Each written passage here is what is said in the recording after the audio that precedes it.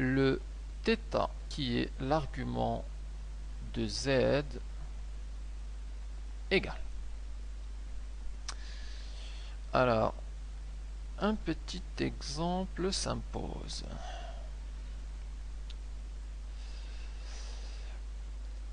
Exemple. Je prends z égale à 1 plus i. Donc là, la première étape, c'est de calculer son module. Le module de z, c'est simplement la racine carrée de la partie réelle, c'est 1, donc ça fait 1 au carré, plus la partie imaginaire, c'est le nombre multiplié par i. Donc là, on ne le voit pas, mais c'est i multiplié par 1. Donc la partie imaginaire, c'est 1. Donc fois 1 au carré, ça fait 1 au carré, c'est 1, plus 1 au carré, c'est 1, donc ça fait racine de 2.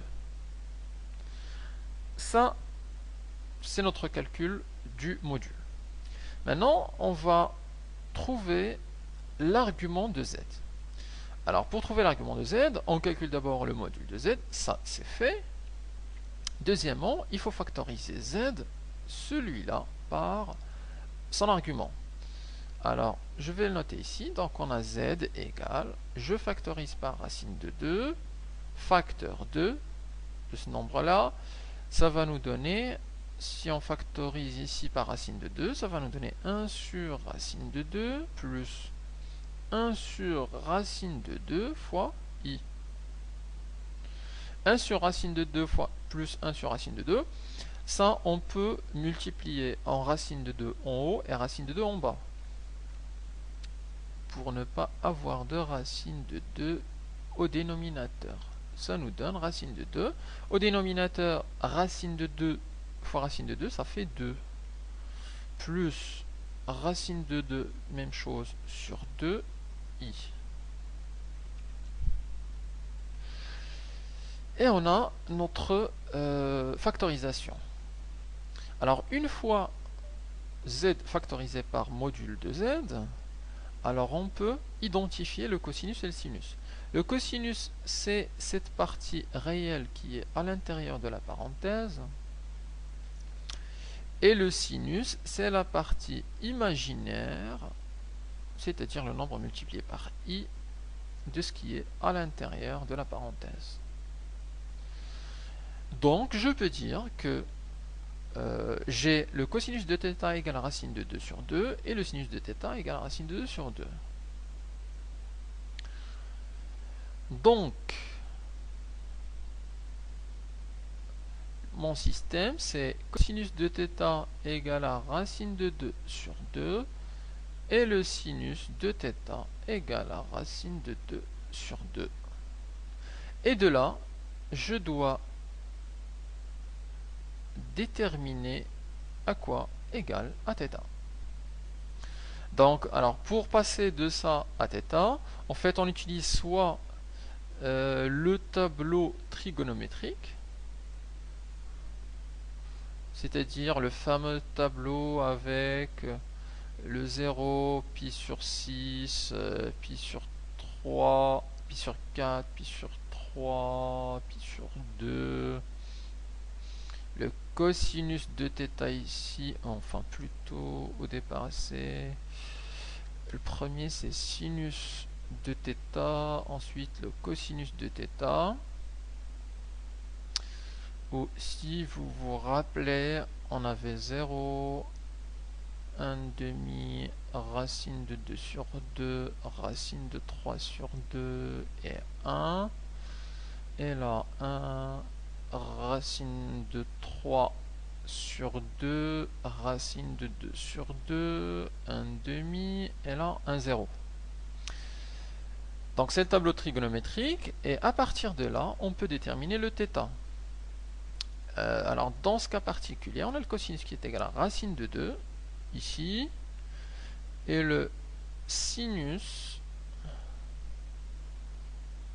est aussi égal à racine de 2 sur 2, donc on est sur l'angle pi sur 4. Donc ça nous donne θ égale à pi sur 4. Donc pour déterminer le θ, soit on passe par un tableau trigonométrique, soit on passe par le cercle trigonométrique, méthode que je recommande chaudement. Trigonométrique,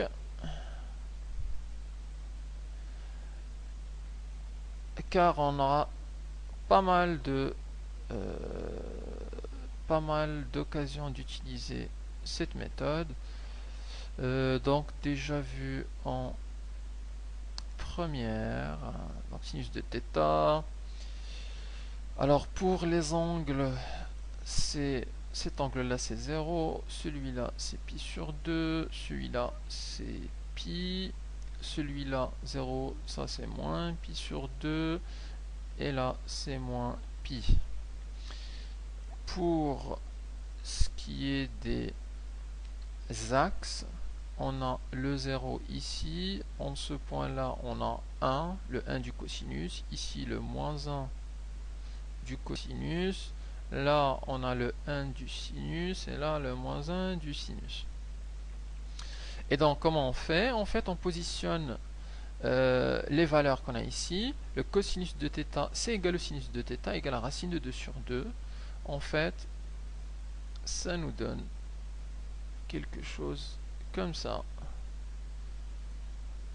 où ici c'est racine de 2, alors c'est pas visible là, je mets ici racine de 2 sur 2, et là on positionne le racine de 2 sur 2, et ça nous donne l'angle ici, c'est cet angle là qui est égal à pi sur 4. Je reviendrai sur ces applications dans les exercices, donc en détail, puisque il y a souvent on ne retrouve pas les angles ou les arguments négatifs dans ce tableau là. Quand c'est moins pi sur 6, quand c'est 5 pi sur 6, le tableau trigonométrique n'est pas suffisant, et il faut vraiment se pencher sur le cercle trigo pour trouver l'argument. Ok, alors continuons. On a trouvé le θ ici, ça c'est l'argument, donc la conclusion c'est l'argument du nombre z. Le nombre z, je rappelle, c'est 1 plus i, son argument c'est pi sur 4. Son module, on l'a déjà calculé, c'est racine de 2. Ok, donc pour chaque nombre complexe, on peut calculer les deux choses, le module et l'argument.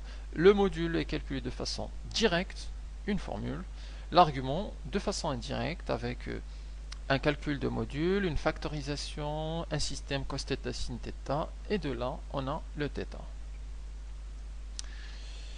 Alors quelques propriétés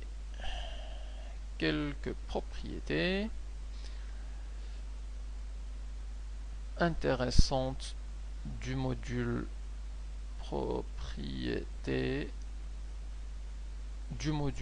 et de l'argument, qui nous disent que le module de Z1 sur le module de Z2 c'est égal au module de Z1 sur Z2. Pour la division, on a la même chose pour le produit. Le module de Z1 fois le module de Z2 c'est égal au module de Z1 fois Z2.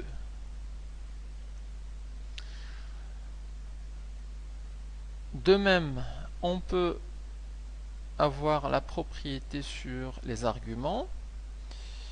Alors l'argument du produit, je commence par l'argument du produit, donc c'est l'argument de Z1 fois Z2, ça c'est égal à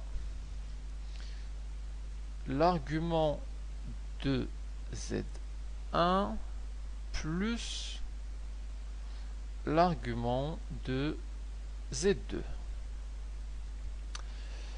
Si on a un rapport Z1 sur Z2, c'est égal à l'argument du numérateur, donc Z1 moins, je le mets en rouge, argument de Z2. Donc, propriété très utile qu'on utilisera dans les exercices. Alors, une fois qu'on a compris ce que c'est qu'un module, ce que c'est qu'un argument, on peut parler des différentes écritures des nombres complexes. En effet, un nombre complexe,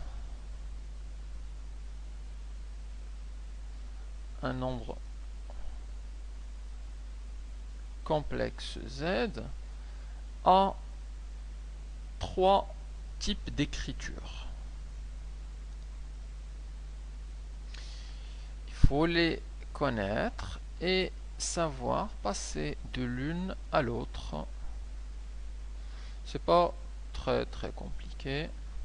On va simplement raisonner sur des modules et des arguments. Alors d'abord, la première écriture est l'écriture naturelle, normale. C'est ce qu'on appelle l'écriture algébrique.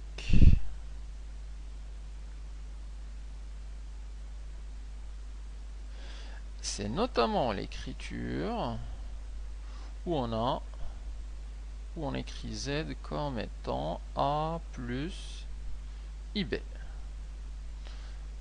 Le A et le B. A c'est la partie réelle, et le B c'est la partie imaginaire. La deuxième écriture, c'est l'écriture dite trigonométrique.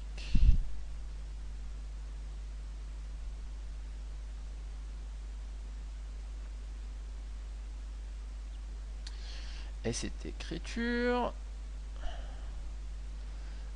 s'écrit comme ceci: Z égale à R facteur de cosinus de θ plus I sinus de θ. Alors, c'est quoi R, c'est quoi θ? Eh bien, le R, c'est le module de Z. Et le θ, c'est simplement l'argument de Z.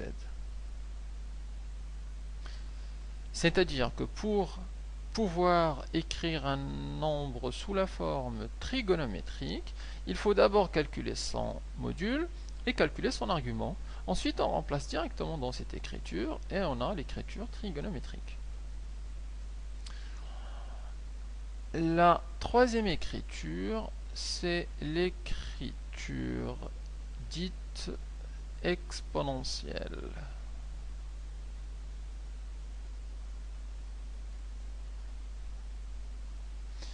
C'est l'écriture où on a Z égale à R multiplié par l'exponentielle de Iθ. Pareil, on a du R et on a du θ. Le R, c'est exactement le module de Z et le θ, c'est l'argument de Z. Et là, on voit bien quelque chose d'intéressant, c'est que si on nous donne une écriture algébrique et qu'on souhaite avoir la trigonométrique ou l'exponentielle, eh bien il suffit de calculer le R et le θ, c'est-à-dire le module et l'argument. Une fois qu'on a ces deux nombres, le R et le θ,